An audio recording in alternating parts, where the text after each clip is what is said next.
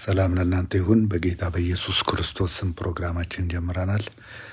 የእግዚአብሔርን ቃል እንመለከታለን።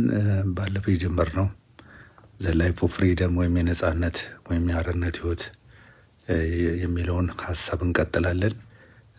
ዛሬም ደግሞ የምንመለከትበት በዛ ዘ ላይፍ ኦፍ ፍሪደም በሚለው ስር በትራንስፎርሜሽን የሆነ ለውጥ የሆነ የአርነት ህይወትን እንመለከታለን። ጸልየን ወደ እግዚአብሔር ቃል እንሄዳለን። ጌታ ኢየሱስ ክርስቶስ እናመሰግናለን።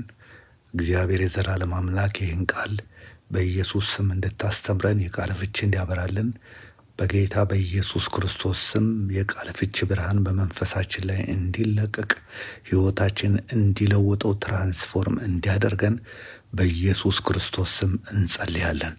በጌታ በኢየሱስ ክርስቶስ ስም ያን መልክ እንድንመስል በእኛ ላይ ትራንስፎርም እንዲያደርገን ትራንስፎርሜሽንን እንዲሰራ በኢየሱስ ክርስቶስ ስም እንጸልያለን። ይህን ሁሉ በጌታ በኢየሱስ ስም ጸልየናል። ጊዜውን ሰዓቱን እኛነታችን ሁሉ አንተ ሰጠን በኢየሱስ ክርስቶስ ስም። በጌታ በኢየሱስ ስም 2 ቆሮንቶስ ምዕራፍ 3 ላይ ያለን ቃል አነባለሁ። ቁጥር 17 ላይ ጌታ ግን መንፈስ ነው፣ የጌታ መንፈስ ባለበት በዚያ አርነት አለ ይላል።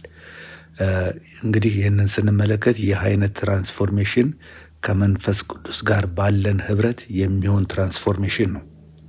አሁን የምንመለከተው በትራንስፎርሜሽን ለውጥ የሆነ የአርነት ህይወት የሚመጣው ይህ አይነት ትራንስፎርሜሽን ከመንፈስ ቅዱስ ጋር ባለን ህብረት የሚሆን ትራንስፎርሜሽን ነው። መንፈስ ቅዱስ በእኛ ውስጥ የሚሰራው ውስጣዊ ትራንስፎርሜሽን ነው። ውጫዊ ሳይሆን ውስጣዊ ትራንስፎርሜሽን ነው። ክብር ለኢየሱስ ይሁን።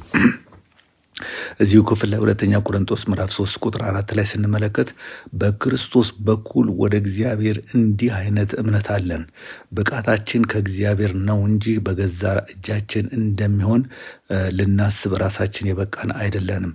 እርሱ ደግሞ በመንፈስ እንጂ በፊደል ለማይሆን የአዲስ ኪዳን አገልግሎት እንሆን ዘንድ የአዲስ ኪዳን አገልጋዮች እንሆን ዘንድ አበቃን። ፊደል ይገላል፣ መንፈስ ግን ህይወትን ይሰጣል። በመንፈስ ቅዱስ ላይ ያለን እምነት ከውስጥ ወደ ውጭ ትራንስፎርሜሽን ያደርጋል። ክብር ለኢየሱስ ክርስቶስ ይሁን። በመንፈስ ቅዱስ ላይ ያለን እምነት ከውስጥ ወደ ውጭ የሆነ ትራንስፎርሜሽንን ይሰራል። የዚህ አይነት ትራንስፎርሜሽን ፋውንዴሽን በክርስቶስ በኩል በእግዚአብሔር ላይ ያለን ኮንፊደንስ ነው። የዚህ አይነት ትራንስፎርሜሽን ፋውንዴሽን የሆነው መሰረት የሆነው በክርስቶስ በኩል በእግዚአብሔር ላይ ያለን ኮንፊደንስ ነው። ክብር ለኢየሱስ ይሁን። 2 ቆሮንቶስ ምዕራፍ 3 እዚሁ ከ7 እስከ 11 ባለው ክፍል ስንመለከት ዳሩ ግን የእስራኤል ልጆች ስለተሻረው ስለፊቱ ክብር የሙሴን ፊት ትኩር ብለው መመልከት እስኪሳናቸው ድረስ ያ በፊደላት በድንጋይ ላይ የተቀረጸ የሞት አገልግሎት በክብር ከሆነ የመንፈስ አገልግሎት እንዴት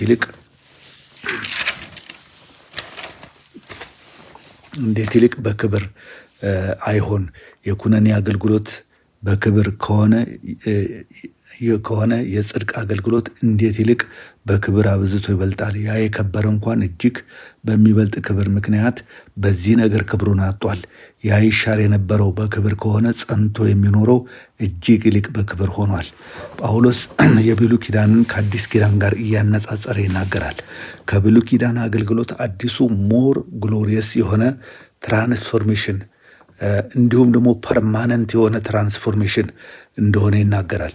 በብሉይ ኪዳን ወይ ስናረግ ሁል ጊዜ በብሉይ ኪዳን ወይ ነገሮችን ስናረግ ሁል ጊዜ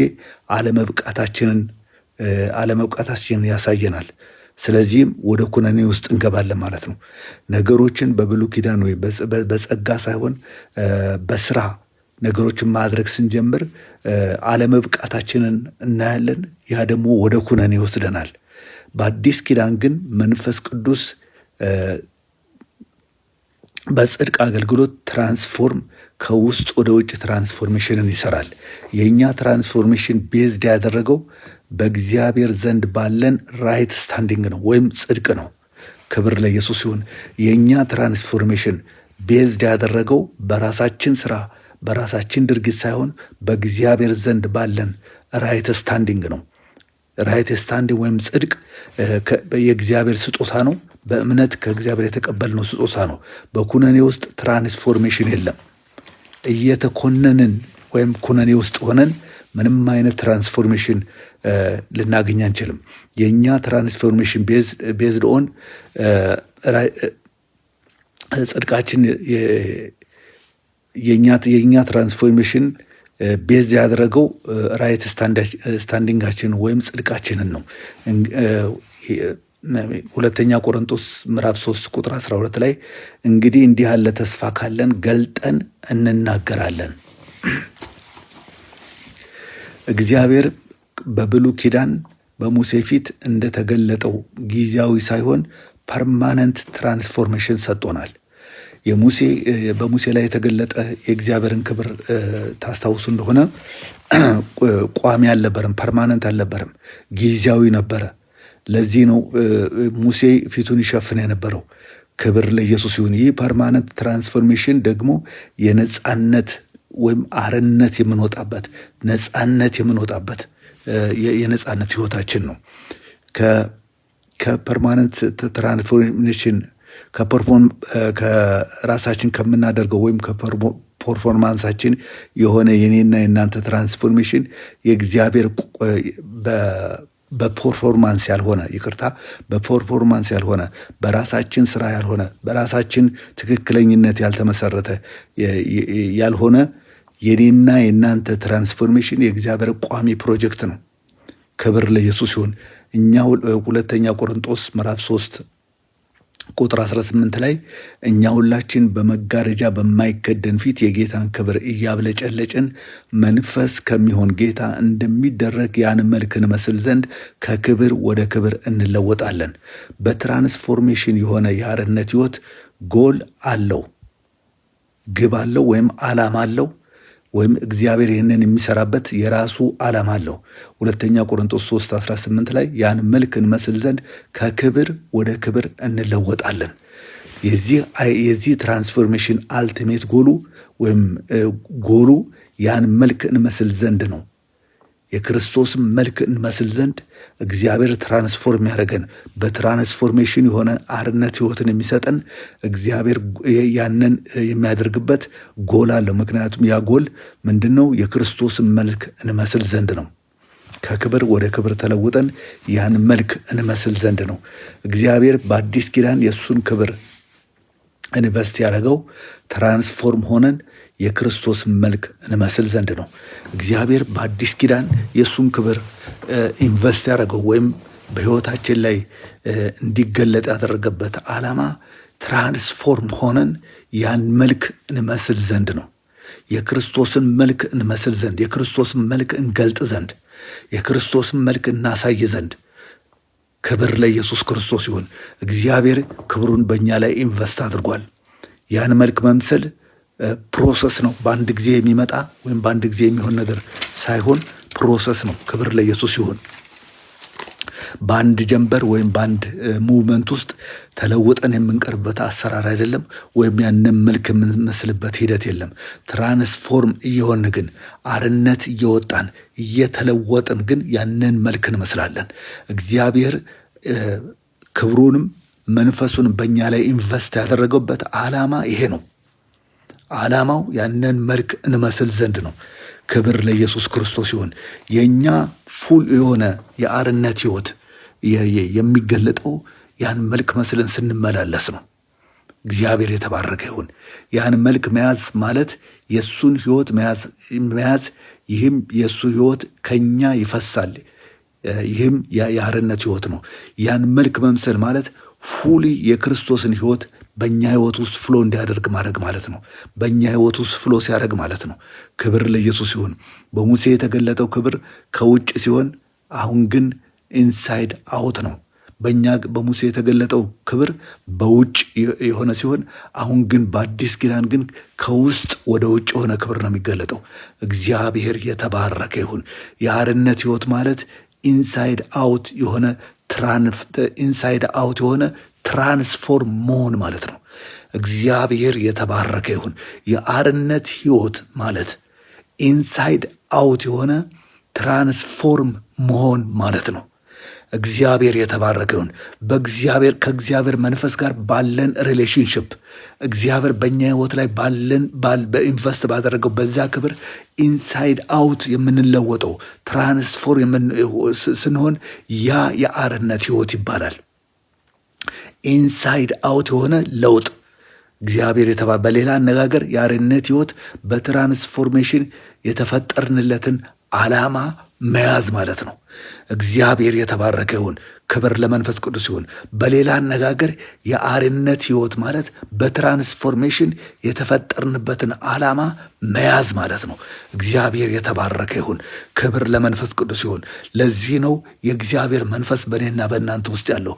ለዚህ ነው እግዚአብሔር ክብሩን በእኔና በእናንተ ላይ ኢንቨስት ያደረገው። ክብር ለኢየሱስ ክርስቶስ። ኢንሳይድ አውት ትራንስፎርም እንድንሆን የአርነት ህይወት ማለት ከኢንሳይድ አውት ትራንስፎርም የሆነ ሰው ማለት ነው። የአርነት ህይወት ያለው ሰው ማለት ኢንሳይድ አውት የተለወጠ ሰው፣ ትራንስፎርም የሆነ ሰው፣ ያንን መልክ የመሰለ ሰው። ክብር ለኢየሱስ ክርስቶስ ይሁን። የእግዚአብሔር አልቲሜት ጎሉ ይህንን መንፈስ ቅዱስን በእኛ ውስጥ አድርጎ ክብሩን በእኛ ውስጥ አድርጎ ትራንስፎርም ሲያደርገን የእግዚአብሔር አልቲሜት ጎሉ ደግሞ ምንድን ነው ብለናል? ያንን መልክ እንድንመስል ነው። የክርስቶስን መልክ እንድንመስል ኢንሳይድ አውት ተለውጠን ያንን መልክ እንድንመስል ያንን መልክ በመግለጥ ለትውልዱ ክርስቶስን እንድናሳይ ያንን መልክ በመግለጥ ለትውልዱ ክርስቶስን እንድንተርክ እንድንጠቁም ሕይወታችን ክርስቶስን ጠቋሚ እንዲሆን የሚያሳይ እንዲሆን ክብር ለኢየሱስ ክርስቶስ ይሁን። እናመሰግንሃለን እግዚአብሔር ሆይ በጌታ በኢየሱስ ስም አንተኛን ትራንስፎርም ለማድረግ የመንፈስ ማደሪያ አድርገህናል። በኢየሱስ ስም ክብርህን በእኛ ላይ ኢንቨስት አድርገሃል። ያን መልክ እንመስል ዘንድ ከውስጥ ወደ ውጭ እንድንለወጥ ትራንስፎርም እንድንሆን በኢየሱስ ስም በእኛ ውስጥ በሂደት ይህንን ልትሰራ መንፈስህን በእኛ ላይ ኢንቨስት አድርገሃል። ክብርህን በእኛ ላይ ኢንቨስት አድርገሃል። ይቅርታ። ስለዚህም እናመሰግንሃለን እግዚአብሔር የዘላለም አምላካችን ሆይ የአርነት ህይወትን እንድንኖር ያንተ ዓላማ ነው። በአርነት እንድንመላለስ ያንተ ዓላማ ነው። ያንተ እቅድ ነው። ያንተ ፕሮጀክት ነው። ቋሚ ፕሮጀክት ነው። ስለዚህም እናመሰግንሃለን እግዚአብሔር የዘላለም አምላክ የልጅህን መልክ በእኛ ላይ ለመግለጥ እየሰራ ስላለ እናመሰግንሃለን። በኢየሱስ ክርስቶስም ደግሞ ከዚህ ስራ ጋር ተባባሪዎች እንድንሆን ይህንን ስራ የምናፋጥን ሰዎች እንድንሆን ይህንን ስራ የምናስቀጥል ሰዎች እንድንሆን በኢየሱስ ስም እንድትረዳን ጸጋህን እንድታበዛልን በጌታ በኢየሱስ ስም እንጸልያለሁ። እግዚአብሔር የዘላለም አምላካችን ሆይ በኢየሱስ ስም ይህንን ድምፅ የሚሰሙ እህቶችና ወንድሞች ሁሉ ይህንን ኢንሳይድ አውት የሆነ ትራንስፎርሜሽንን ያንን መልክ ለመምሰል የክርስቶስን መልክ ለመምሰል እግዚአብሔር የዘላለም አምላክ ራሳቸውን ለመንፈስ ስራ ተባባሪ እንዲሆኑ ራሳቸውን ለክብር ስራ ተባባሪ እንድንሆን እንድትረዳን በኢየሱስ ስም እጸልያለሁ። ይህን ሁሉ ስለሰማ እናመሰግናለን በጌታ በኢየሱስ ክርስቶስ ስም። ጌታ ኢየሱስ የተባረከ ይሁን። የዛሬ ፕሮግራማችን እዚህ ላይ ጨርሰናል። በሚቀጥለው ጊዜ ደግሞ በሌላ እግዚአብሔር ሐሳብ እስከምንገናኝ የእግዚአብሔር ጸጋ ከእያንዳንዳችን ጋር ይሁን በጌታ በኢየሱስ ክርስቶስ ስም።